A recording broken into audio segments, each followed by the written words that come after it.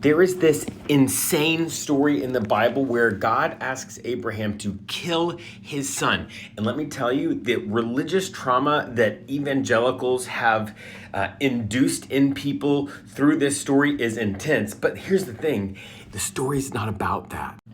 Hi, I'm Jeremy. I'm a deep skeptic, also a pastor. Okay, quick review.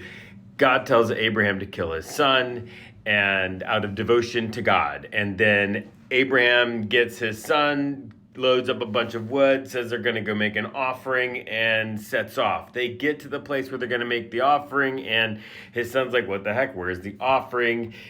Abraham constructs the burnt offering, puts his son on it, is about to kill him, and God stops him and then provides an animal for the sacrifice. And evangelical people everywhere have asked this question of people: if God told you to kill your child, would you? And let me just be clear, I would never. Never, ever. And I would never be okay with being part of a religion where a God might actually do that, because that kind of God is horrible and abusive, and it's not okay. But isn't that what the story is about? That's what my evangelical pastor told me it was about. But that doesn't seem loving. And as I've said before, God being loving is one of the few things I feel like I actually know about God. But like I said, it's not about that. There's actually another way to read that story. And that is that in that part of the world, child sacrifice was a big deal. It was everywhere.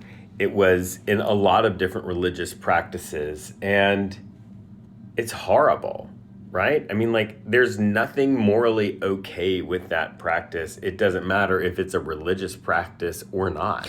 So if you were in that part of the world and you read this story at that time, you would be like, oh, yeah, I know this. This is a thing that gods do. They ask people to give up their children as a sign of devotion to that God, as the ultimate sign of devotion. Yeah, I get it. And they would know the end of the story. The guy's gonna say yes, the guy's gonna take the kid, gonna sacrifice the kid, and get some kind of reward or blessing from the God. But this story turns that narrative on its head. This God stops child sacrifice, stops it in its tracks, and provides a sacrifice so that doesn't ever have to be part of this faith tradition. It's never part of this faith tradition. The story that I wish was in the Bible was a preacher who told a grandma who had her Social Security check that she was supposed to give 10% of it to the church.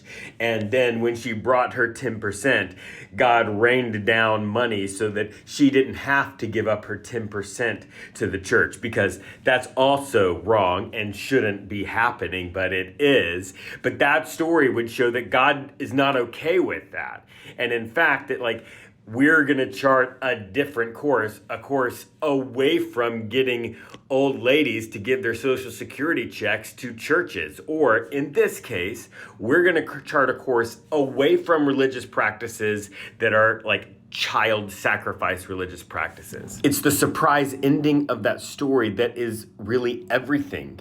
And it's understanding it in its context in the ancient world that makes it not horribly religious, traumatic, and abusive. But if you have to take everything literally in the Bible, if you have to kind of over and over apply it one-to-one from the ancient world to right now, you screw people up.